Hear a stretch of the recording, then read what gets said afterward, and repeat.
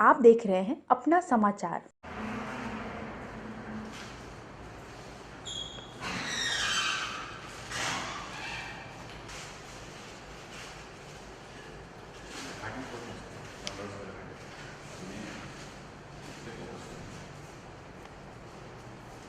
दियो पीछे पीछे फिर भाई पीछे।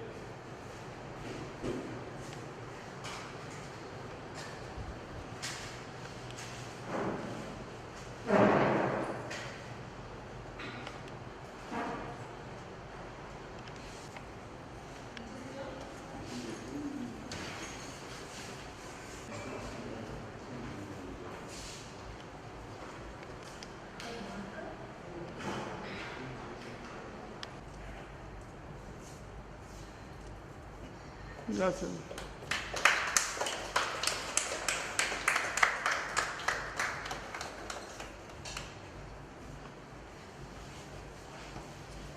सर ये दोनों लिखते रहिए सब।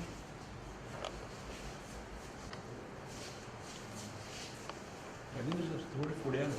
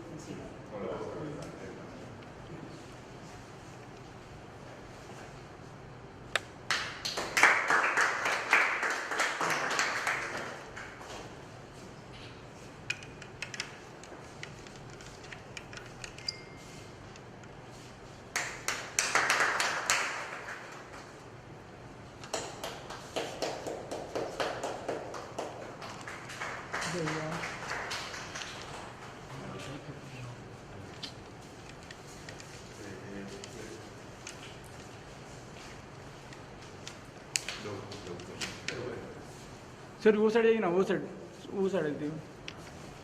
हाँ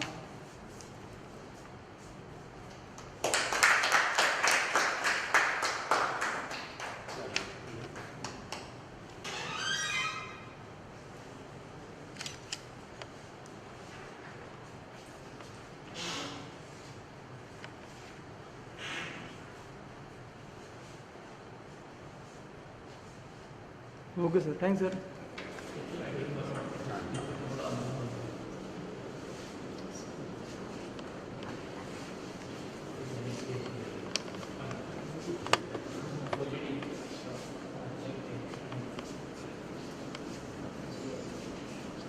सर पीछे या.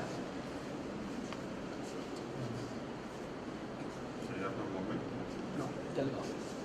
हाँ.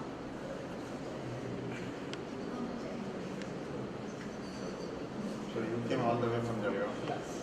For exam? Very good.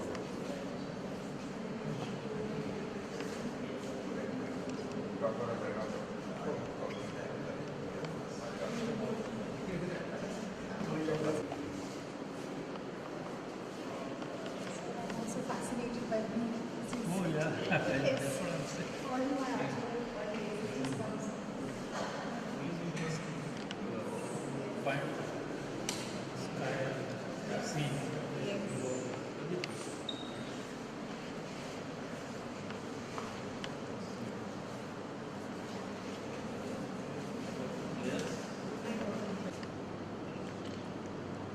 एक सेकंड आप मेरा sir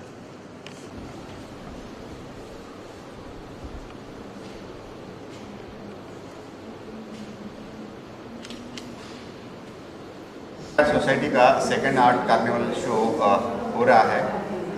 the art carnival concept is the prime aim of this concept is to invite artists from all over India, rather young artists, because younger artists are there who struggle to get the platform in the metro cities like Mumbai, Delhi, Bangalore. So the Bombay Art Society is promoting art and artists for more than 130 years now, founded in 1888. Society is promoting artists and art through annual exhibitions and different shows. Now when this art complex started, we have an idea that there should be some way where artists can come and participate from different parts of the country. Now artists coming all the way and doing solo exhibitions is a little costly. So it becomes very tough for the artists, even in the public art gallery, to put up a solo show. So Bombay Art Society came with the concept that we will invite the group of artists in a show. We titled it Art Carnival. Art Carnival is sort of, यहाँ आपको भारत के सभी रंगों को एक छत के नीचे देखने को मिलेगा. You can see all kinds of paintings, all kinds of colors, different mediums, different subjects, everything under one roof. So this is a sort of art carnival, art fair आप इसको कह सकते हैं. और इसमें आर्टिस्ट को अलग अलग सिटी से आके यहाँ पे उनको अपनी कला प्रदर्शित करने के बाद they are reaching to a wider audience in the metro city like Mumbai. और ये आर्ट कार्निवल शो हमारा, this is second art carnival. और next art carnival is from 12 September to 19 September, and then our last carnival next month is from 26 September to 2nd October. So we would like artists to come and be a part of this art carnival from all over India. It is open for everyone irrespective of age and education. Thank you. आपसे जानना चाहेंगे कि इस तरह का प्रदर्शनी कितनी जरूरी है जर्नलिज्म के लिए, कितना उपयोगी होती है और कितना महत्वपूर्ण. पहले तो मैं मुंबई आर्ट सोसाइटी का बहुत सहे दिल से शुक्रगुजार हूँ कि उन्होंने ऐसा एक प्लेटफॉर्म जहाँ पे मौजूद किया है, जहाँ पे हर एक छोटे मोटे तबके से आने वाले, शहर से आने वाले, गांव से आने वाले आर्टिस्ट को अपनी कला जो है वो लोगों के सामने रखने के लिए एक मौका, एक प्लेटफॉर्म उन्होंने उपलब्ध किया है. मुझे लगता है कि बहुत कम शहरों में इस प्रकार की सुविधा कलाकारों के लिए उपलब्ध है. This is kind of democratisation of art. आप कहीं भी जाइए, आप यूरोप में जाइए, बाहर जाइए, तो वहाँ पे जो रिप्रेजेंटेशन होता है वो थ्रू गैलरीज रहता है, तो इंडिविजुअल आर्टिस्ट पार्टिसिपेट नहीं कर सकता है. लेकिन बॉम्बे आर्ट सोसाइटी ने जो ये प्लेटफॉर्म पैदा किया है, इस प्लेटफॉर्म पे हर एक इंडिविजुअल आर्टिस्ट भी पार्टिसिपेट कर सकता है. उसके लिए उसको ज़्यादा खर्चा भी नहीं रहता है और ज़्यादा देर रुकने की भी ज़रूरत नहीं. जैसे कि अगर आप दूसरे जो पब्लिक आर्ट गैलरीज मुंबई में है, वहाँ पे आप देखोगे तो 6-6 साल तक रुकना पड़ता है. तो इसलिए मैं बहुत खुश हूँ और मैं राजेंद्र पाटिल और उनकी पूरी टीम का मैं सब आर्टिस्ट की तरफ से स्वागत भी करता हूँ और शुक्रिया भी अदा करता हूँ. सर, आपसे एक चीज़ और जानना चाहिए. जब मैं आपको सुन रहा था तो मैंने सुना कि आप फुल टाइम को एक उम्र के बाद सुनती है. सर, वो एक नए जनरेशन के लिए बहुत प्रेरणादायक है. जरा उस बारे में बताएंगे, क्या एक ऐसी चीज़ हुई जिस कारण से आपने फुल टाइम ये कला के बाद आकर्षित हुई? देखिए, मैंने कोई ऐसा तय नहीं किया था कि मुझे चित्रकार बनना है या पेंटर बनना है. और ये भी नहीं कि जब से मैं काम तो मैं बहुत पहले से करता था. जैसे कि मैंने कहा कि के आरा मेरे गुरु जैसे, जिन्होंने मुझे कहा कि आप जो काम, तब तक मैं खाली स्केचेस करता था, वो देख के वो बहुत खुश हो गए. बोले ये फॉर्म्स आपको कहाँ से मिले? तो मैंने कहा मैं तो ये पूरा निसर्ग, जैसा मेरा इगतपुरी गाँव है, छोटा गाँव है लेकिन वो हिल स्टेशन टाइप का है, बहुत ही सुंदर नज़ारा है, तो उसको पकड़ के मैं काम किया. तो तभी उन्होंने कहा था, लेकिन तब मैं पूरा लिखने के इसमें पूरा व्यस्त था. लेकिन तभी से मैं काम करता था. मैं कम से कम 15 साल में स्केचेस और पेंटिंग अपने घर पे ही करता था. किसी को पता भी नहीं था कि मैं काम कर रहा हूँ करके. लेकिन 15 साल के बाद जब मुझे ऐसा लगा कि अभी आप काम अपने जो किया है, और वो भी मेरे दोस्त लोगों ने मेरे को पुश किया कि भाई आप इतना अच्छा काम करते हो तो उसका प्रदर्शन बनाओ करके। तो पहला मेरा प्रदर्शन आर्टिस्ट सेंटर, जहाँ से KH आरा जी काम करते थे, उन्होंने वो खड़ा किया था। तो वही मेरा पहला शो हुआ। वो सब मेरे दोस्तों ने ही किया था, वो कोई आर्ट वार्ट इन्हें कुछ पता ही नहीं था। तो लेकिन तब से बाद में मैं जब काम शुरू किया, तब मैं इंडिया आर्ट फेस्टिवल जो कि राजेंद्र पाटिल चलाते हैं, तो पहले चैप्टर से अभी 12 साल लगातार मैं वहाँ पे शो में काम करता हूँ। और जैसा मैंने आपको बताया कि मैं मेरे लिए काम करता हूँ, मैं क्योंकि मेरा पूरा जीवन तो इसके ऊपर अवलंबित नहीं है, क्योंकि मैं कहीं और काम करके फिर ये शुरू किया। तो मुझे ऐसा लगता था कि इसमें मुझे पूरा फ्रीडम लेके काम करना चाहिए। तो इसलिए मैं पूरा फ्रीडम लेके मुझे जैसा लगता है काम करता हूँ, मैं कोई असाइनमेंट नहीं लेता हूँ। और इस प्रकार से जो मैं काम शुरू किया तो उसकी सराहना भी अच्छी हुई, उसका एप्रिसिएशन भी अच्छा हुआ। और मुझे लगता है कि अभी भी जो आर्टिस्ट है जो काम करते हैं, उनको रियाज़, जैसे कि म्यूज़िक में होता है, रियाज़ की बहुत आवश्यकता है। हर रोज़ सवेरे उठ के आपको काम करना है। आप क्या करते नहीं, भले कि आप पेंटिंग करो, लेकिन आपका हाथ तो चलना चाहिए, आप प्रैक्टिस तो करनी चाहिए, तभी जाके कुछ बनता है। ऐसा नहीं कि भाई आप कैनवास पे गए और पेंटिंग स्टार्ट कर दिया, 2 दिन में ख़त्म कर दिया, ऐसा काम नहीं होता है। वो एक लॉन्ग जर्नी होता है। और मुझे लगता है उसके लिए, जैसा भी हमारे भाई साहब ने कहा कि पेशेंस की ज़रूरत है। और मुझे लगता है कि ये जो पीढ़ी है, इनके पास पूरे सब नया तकनीक भी है। तो आर्ट खाली कैनवास के ऊपर बची है ऐसा नहीं है। तो ये जो नया टेक्नोलॉजिकल इंटरवेंशन है, उसकी वजह से आर्ट किस प्रकार से समाज में प्रदर्शित किया जाता है, किस प्रकार से उसका एप्रिसिएशन होता है, उसमें बहुत सारे चेंजेस अभी आने वाले दिन में होने वाले हैं। और मुझे लगता है कि आने वाली जो पीढ़ी है, जो यंग आर्टिस्ट है, वो ये नए आने वाले जो माध्यम है उसको अच्छी तरह से उसको संभालेंगे और उसी के जरिए अपना खुद को एक्सप्रेस करेंगे। सर, मैं आपसे जानना चाहूँगा, द बॉम्बे आर्ट सोसाइटी जो सराहनीय कार्य कर रही है, उसको विषय में आपका क्या विचार है? सर आपसे। अच्छा, मैं मुझसे हो द बॉम्बे आर्ट सोसाइटी जी हाँ सराहनीय कार्य करेंगे, उस विषय में आपके क्या विचार है? नहीं, इतने बड़े शहर में एक आर्ट का बड़ा प्लेटफॉर्म है और बॉम्बे आर्ट सोसाइटी का एक बड़ा एग्जीबिशन होता है, हर साल होता है। उसमें भारत भर से लोग अपना पेंटिंग बेचते हैं और एक प्रेस्टिजियस है। बॉम्बे आर्ट सोसाइटी का अवार्ड मिलना ये बहुत बड़ी बात है सारे भारत में। सो ये तो हो गई एक बात। और उसमें जो एक्टिविटी जो होती है, जस्ट लाइक अभी आर्ट कार्निवल है, यहाँ पर तो जो भी जिनको मौका नहीं मिलता है, तो ये जो नया है, ये मेरे ख्याल से बहुत सोचने वाली बात है कि जिनको कभी लोग अभी यहाँ पर जो भी पार्टिसिपेट आर्टिस्ट हुए, वो कह सकते हैं ना, बॉम्बे आर्ट सोसाइटी के एग्जीबिशन में हमारी पेंटिंग लगी थी। ये ऊर्जा है, तो ये ऊर्जा है, ये व्यासपीठ पर ये जो डायस है यहाँ पर मिली है। और ये सबसे बड़ी बात है कि कविता लिखते हैं लेकिन कभी उसको मौका नहीं मिलता है रिसाइट करने का। पेंटिंग करते हैं लेकिन उन्हें कभी मौका, पड़ोसी की भी पता नहीं चलता कि ये पेंटिंग है कि करता है। लेकिन जब ऐसे जगह पर उनकी एग्जिबिट होती है तो उनकी भी ऊर्जा बढ़ती है, एनर्जी, सारी दुनिया की ऊर्जा बढ़ती है और एक देखने वाले भी आते हैं। तो नए नए जो लोग हैं, आर्ट लवर है, आर्ट बायर है और आर्टिस्ट है, इन सभी को एक मौका देता है बॉम्बे आर्ट सोसाइटी। मैं ये भी जानना चाहूँगा, जब मैं आपको सुन रहा था जे आर्ट से आपने पढ़ी, और जहाँ तक जब मैं पढ़ रहा था मैंने सुना कि भाई जहाँ से जो जो पढ़ते हैं बहुत ब्रिलियंट होते हैं, आर्टिस्ट होते हैं। आपने काफ़ी समय लिया सर, आपने कहा धैर्य रखना चाहिए, पैसा रखना चाहिए। इसके अलावा क्या चीज़ होती है कि और भी चीज़ रखनी चाहिए इन सालों में? आपने कुछ अनुभव है तो थोड़ा सा जरूर। देखिए, वे 20 साल में क्या क्या गया है मैं बोलता हूँ। पढ़ना गया, म्यूज़िक बजाना गया, सब सुनते हैं, एक्सपेरिमेंट। अभी मैं वायलिन सीख रहा हूँ, फिर मैं कैसियो सीख रहा हूँ, फिर मैं तो बैंगो बजाता हूँ। मुझे कहीं परफॉर्मिंग नहीं करना है, लेकिन पेंटिंग से बहुत रिलेटेड है। वायलिन बजाते बजाते मेरे अंदर का दर्द बाहर आ जाता है, मुझे बहुत अच्छा लगता है, शांति मिलती है। मैं बहुत पढ़ता हूँ, आर्ट के बारे में पढ़ता हूँ। ये सब चीज़ें ना आर्टिस्ट ने करनी चाहिए, नहीं तो फिर रंग लगाया, एग्जिबिट किया, कोई आता है क्या बायर, पैसा लिया और जेब में डाल दिया। Art for not only earning money, ये पहले दिमाग से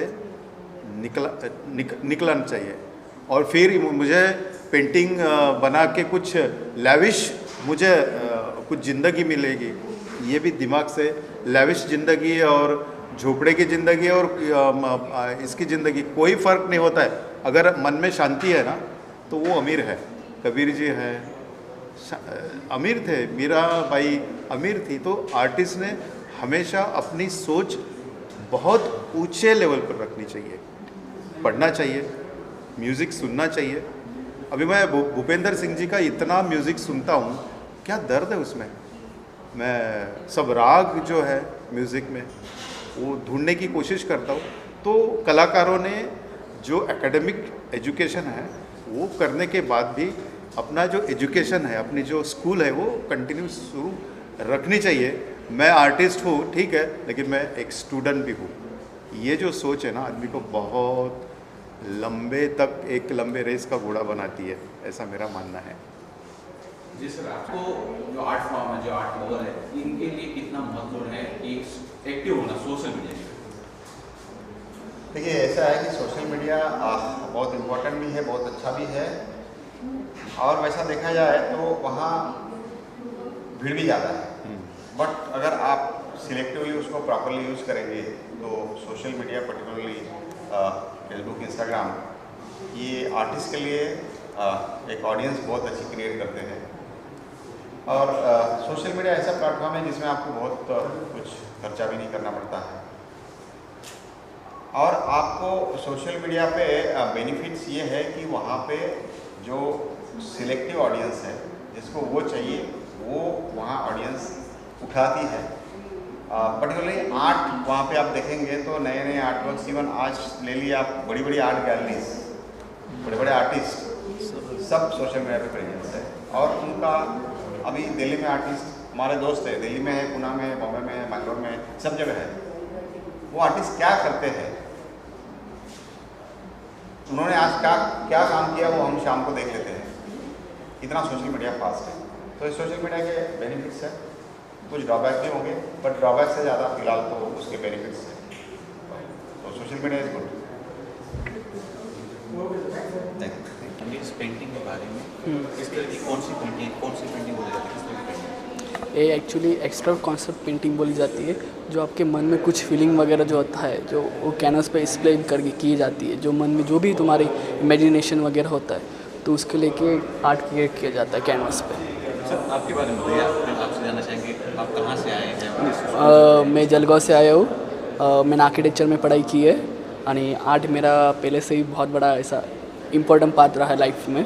तो मेरा ही फर्स्ट टाइम ही शो है लाइफ में। फर्स्ट टाइम आप वहाँ से यहाँ Yes. बॉम्बे आर्ट हाँ। सोसाइटी में आए हो? यस, कितनी प्रदर्शनी कितनी लगाई है आपने आज यहाँ? 2 एक और दो रखी है। या थोड़ा सा उस बारे में हम जानना चाहेंगे, आते हैं यहाँ, इस बारे में थोड़ा सा एक्सप्लेन कीजिए कि क्या चीज़ है। एक चीज़ में जब आपके पास कोई बात करने के लिए वगैरह नहीं रहता है लाइफ में, तब अपने अंदर जो फीलिंग दबी रहती है वो निकल नहीं पाती उस टाइम।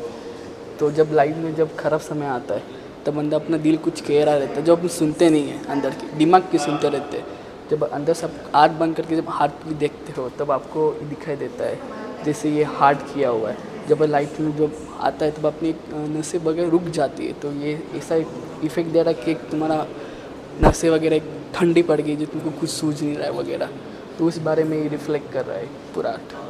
क्या नाम रखे सर ने और इसकी प्राइस? इसकी 30,000 है। नाम क्या रखे सर? ये प्रेमियर रोटो। नाम अनाया जेठा है, मैं 21 इयर्स की हूँ और ये मेरा पेंटिंग है। ये जानना चाहेंगे कि आपने कौन से स्कूल से पढ़ाई की है और कहाँ से आए हैं? मुंबई या अलग स्टेट से आए? मैं मुंबई से ही हूँ और मैंने कहा पढ़ाई नहीं की है, मैं सेल्फ टॉट आर्टिस्ट हूँ और मैं 3 साल से पेंट कर रही हूँ और पेंटिंग्स बेच रही हूँ। तो ये तो बहुत जिज्ञासा हो गया कि आप सेल्फ कर रहे हैं, कैसे सीखा? ये सीखा कहाँ से? बहुत अच्छी मैं पेंटिंग देखता हूँ कि और सी लग बनी हुई यहाँ लगी हुई, ये कहाँ से सीखा? ये आपने अपने मन से क्रिएटिव? हाँ बिल्कुल, मुझे इंस्पिरेशन डिफरेंट चीज़ों से आते हैं, तो एक सोर्स नहीं है सीखने का। मैं पढ़ती हूँ डिफरेंट आर्टिकल्स आर्टिस्ट के बारे में और डिफरेंट मीडियम्स के बारे में पढ़ती हूँ, कैसे उनको यूज़ करें। बहुत एक्सपेरिमेंटेशन से ये पीसेस बनाए हैं। आज आपकी कितनी प्रदर्शनी यहाँ लगी हुई है और मैं ये जानना चाहूँगा हाईएस्ट आपकी क्या प्राइस रखी हुई है और कौन सी पेंटिंग है? तो मेरी यहाँ पे 5 पेंटिंग लगी हुई हैं और हाईएस्ट पेंटिंग इन दोनों की है जो 35,000 की हैं। Thank you so